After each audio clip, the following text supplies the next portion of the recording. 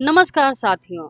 आज हम भारतीय इतिहास के उस योद्धा और शासक के बारे में जानेंगे जिसने भारत में एक नए साम्राज्य की नींव रखी। एक ऐसा शासक जो केवल तलवार का धनी नहीं था, बल्कि साहित्य, कला और युद्ध नीतियों में भी अद्वितीय था। जी हाँ, हम बात कर रहे हैं मुगल साम्राज्य के संस्थापक बाबर की। बाबर का जीवन संघर्ष, साहस और नेतृत्व का अद्भुत उदाहरण है। कम उम्र में कठिन परिस्थितियों का सामना करते हुए उसने अपने पराक्रम और बुद्धिमत्ता की को इतिहास में स्थान दिया। पानीपत के प्रथम युद्ध से लेकर खानवा के युद्ध तक बाबर ने अपनी सैन्य क्षमता का परिचय दिया और भारत की राजनीति को एक नई दिशा दी। तो चलिए आज हम इस रोचक विषय के बारे में बाबर की जीवनी और उसकी विजय, प्रशंसा और उसके योगदान के विस्तार को समझते हैं। साथ ही अंत में इसके कुछ महत्वपूर्ण एमसीक्यू को भी करेंगे और उसको मजबूत, अपनी तैयारी को और भी मजबूत करेंगे। या आपके exam CTET, UP TET, Jharkhand TET, या आप दे रहे हो बीपीएससी, या आप तैयारी कर रहे हैं बीपीएससी टीआरई 4.0 की, या आप किसी भी स्टेट की टीचिंग एग्जाम से संबंधित, या आप कर रहे हो बिहार एसएससी की तैयारी, या आप कर रहे हो एसएससी सीजीएल की तैयारी, तो ये क्लास आपके लिए बहुत ही महत्वपूर्ण होने वाली है। तो चलिए आज हम बात करते हैं मुगल वंश। मुगल वंश जिसका कार्यकाल था 1526 से लेकर के 1707 ईस्वी तक। इसमें हम सबसे पहले जानेंगे कि मुगल वंश में कितने शासक थे जिनका नाम मेन तौर पर। तो चलिए हम जानते हैं पहला शासक कौन था। तो पहला था बाबर, जिन्होंने मुगल वंश की स्थापना की। तो बाबर का कार्यकाल मात्र छोटा सा ही था, 1526 से लेकर के ये 1530 तक शासन किए। 1530 से लेकर के 1556 तक इनका शासनकाल रहा। फिर हुमायूं के बेटा अकबर आते हैं। इनका कार्यकाल 1556 से 1605 ईस्वी तक रहा। अकबर के बेटा जहांगीर आते हैं, इनका कार्यकाल 1605 से 1627 ईस्वी तक रहा। और फिर आते हैं इनके लड़के शाहजहां, जहांगीर का बेटा शाहजहां, 1627 से लेकर के 1657 ईस्वी तक।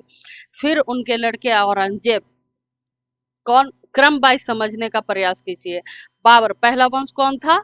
तो पहला, उसका पहला शासक बाबर, दूसरा हुमायूं, तीसरा अकबर, चौथा जहांगीर, पांचवा शाहजहां और छठा औरंगजेब।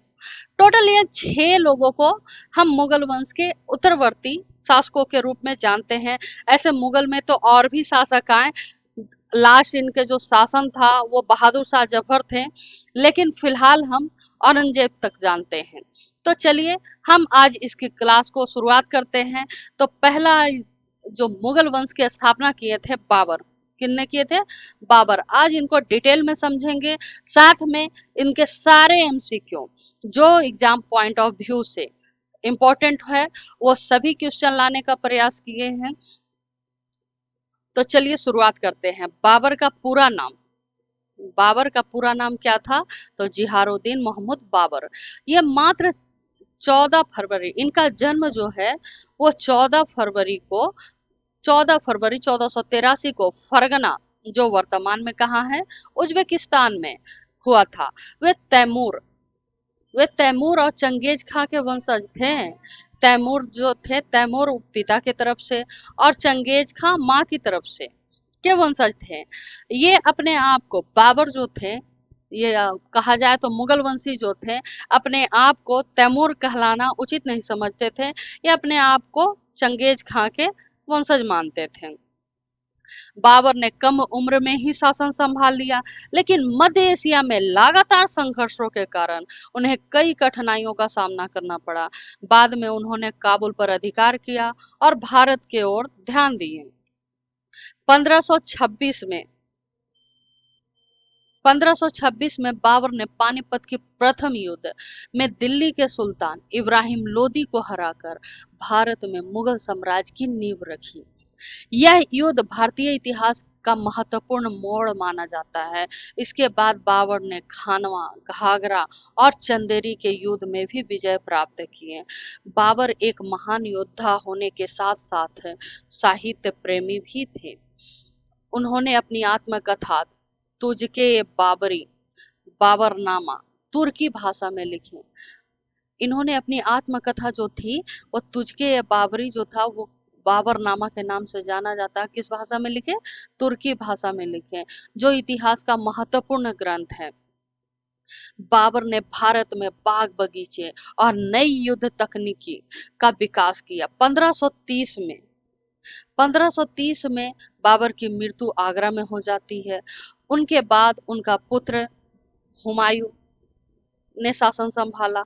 बाबर अपने बाबर को मुगल साम्राज्य का संस्थापक माना जाता है। तो चलिए इससे संबंधित सारे एमसीक्यू करते हैं। तो पहला क्वेश्चन है हमारा, बाबर का पूरा नाम क्या था? बाबर का पूरा नाम क्या था? तो इसका आंसर हो जाएगा जिहारुद्दीन महमूद बाबर। क्या हो जाएगा? जिहारुद्दीन महमूद बाबर। नेक्स्ट क्वेश्चन, बाबर का जन्म कब हुआ था? बाबर का जो जन्म है वो कब हुआ था? 1483 में। बाबर का जन्म 1483 में हुआ था। बाबर का जन्म कहाँ हुआ था?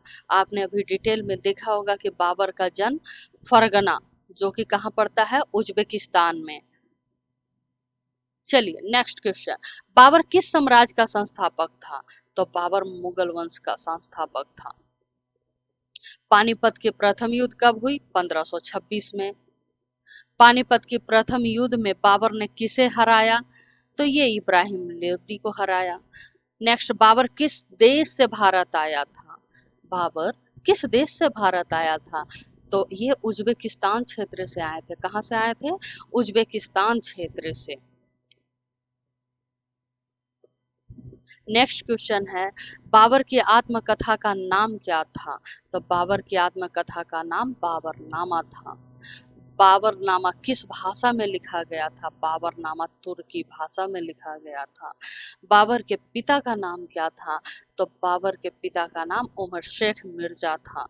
बाबर ने काबुल पर कब अधिकार किया? बाबर ने काबुल पर कब अधिकार किया? तो ये 1504 ईस्वी में काबुल पर अधिकार किए। खानवा का युद्ध किसके बीच हुआ? बाबर और राणा सांगा के बीच हुआ। बाबर की मृत्यु कब हुई? बाबर की मृत्यु 1530 में।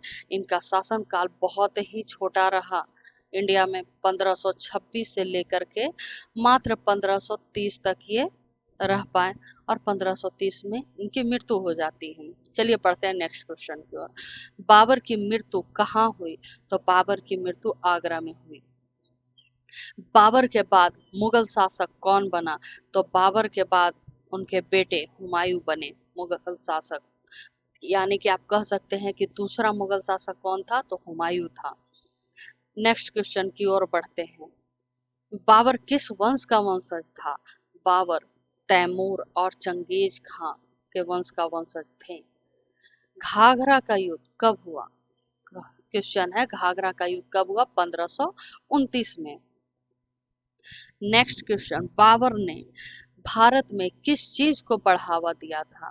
तो बाबर ने भारत में बाग बगीचे को बढ़ावा दिया था। बाबर किस धर्म का अनुयायी था? बाबर इस्लाम धर्म का अनुयायी था। बाबर का मकबरा कहाँ है? तो बाबर का मकबरा काबुल में है। बाबर का मकबरा कहाँ है? काबुल। नेक्स्ट क्वेश्चन, बाबर द्वारा भारत में प्रयुक्त तुलगमा युद्ध नीति का संबंध किससे है?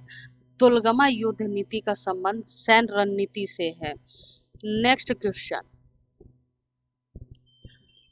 बाबर ने गाजी का उपाधि किस युद्ध के बाद धारण किया था?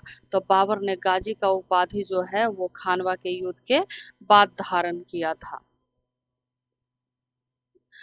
बाबर का फारसी में अनुवाद, बाबरनामा का फारसी में अनुवाद किसने किया? तो ये अब्दुल रहीम खान खाना ने किया था। बाबरनामा का फारसी में अनुवाद किसने किया? तो अब्दुल रहीम खान खाना ने किया था। चलिए नेक्स्ट क्वेश्चन की ओर बढ़ते हैं। बाबर के भारत पर आक्रमण के समय दिल्ली का शासक कौन था? तो दिल्ली का शासक इब्राहिम लोदी था। नेक्स्ट क्वेश्चन, मोबयान नामक पद्य शैली मोबयान नामक पद शैली का विकास किसने किया था? तो मोबयान नामक पद शैली का विकास बाबर ने किया था। आप क्वेश्चन देख सकते हैं कैसे कैसे प्रश्न हमने आपके लिए लेकर के आए हैं, जो कि exam of point of view से बहुत ही इम्पोर्टेंट है। तो चलिए नेक्स्ट क्वेश्चन की ओर बढ़ते हैं। बाबर ने किस युद्ध में तोप खाने का प्रभावी उपयोग कर भारतीय युद्ध प्रणाली में परिवर्तन लाया? तोप खाने का प्रयोग कब किया था? तो ये पानीपत के प्रथम युद्ध में किया था। कब किया था? पानीपत के प्रथम युद्ध में किया था। चलिए बढ़ते हैं नेक्स्ट क्वेश्चन की ओर। बाबर के भारत आक्रमण का मुख्य उद्देश्य क्या था? बाबर का जो था वो भारत पर आक्रमण करने का मुख्य उद्देश्य आखिर क्या था? धार्मिक विस्तार करना चाहता था, व्यापार वृद्धि करना चाहता था, या स्थायी साम्राज्य की स्थापना करना चाहता था, या समुद्र पर नियंत्रण करना चाहता था? तो ये एक अस्थायी साम्राज्य की स्थापना करना चाहता था। Next question. बाबर ने अपनी आत्मकथा तुझके ए बाबरी में किस भाषा का प्रयोग किया है? तो इसमें किया गया है चगताई तुर्की का। किस भाषा का? चगताई तुर्की। Next question. बाबर द्वारा लड़ा गया युद्ध, चंदेरी का युद्ध, किसके विरोध में लड़ा गया था? किसके विरोध में लड़ा गया था? तो ये लड़ा गया था मेदिनी राय के विरोध में। चलिए बढ़ते हैं नेक्स्ट क्वेश्चन। बाबर की मृत्यु के बाद उसका शव प्रारंभ में कहाँ दफनाया गया था? तो यह प्रारंभ में दफनाया गया था आगरा। तो और लास्ट में कहाँ दफनाया गया? तो लास्ट में दफनाया गया काबुल। कहाँ दफनाया गया? काबुल में।